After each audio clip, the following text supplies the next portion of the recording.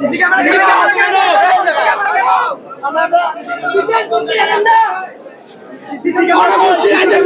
চলবে না।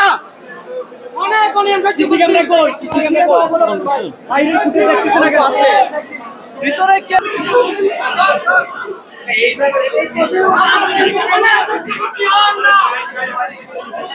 Hello hello ভাই ভাই সাইকেল নিয়ে যাবে সাইকেল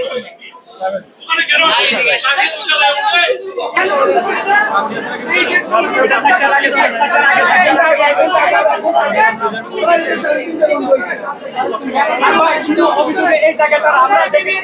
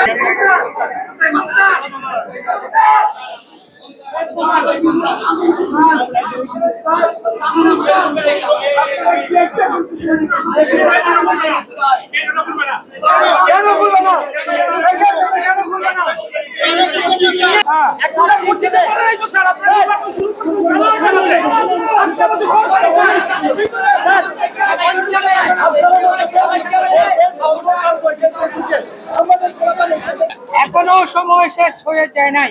আমরা বর্জনের জন্য অংশগ্রহণ করে নাই, আমরা অর্জনের জন্য অংশগ্রহণ করেছি। কিন্তু অনেক সকাল থেকে অনেক গুরুতর অভিযোগ আমরা পেয়েছি।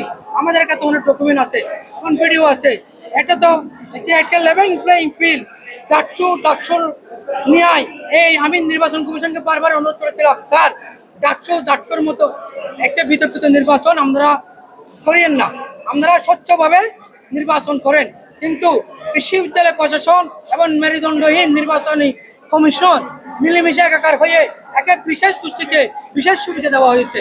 তারা 8 বার আচরণবিধি লঙ্ঘন করছে, কিন্তু 8 বার আচরণবিধি লঙ্ঘন করার পরও তাদের যে শাস্তির যে নিয়ম, যে আইন, এই আইন অনুযায়ী তাদেরকে শাস্তিমূলক ব্যবস্থা গ্রহণ করা হয় নাই। এবং আমি বলতেছি, আমি নোমান, এখন আমাদের কালিটাকে আছে যে অমোসনীয় কালি, এই অমোসনীয় কালি এই নির্বাচন কমিশন অ্যারেস্ট করতে পারে নাই।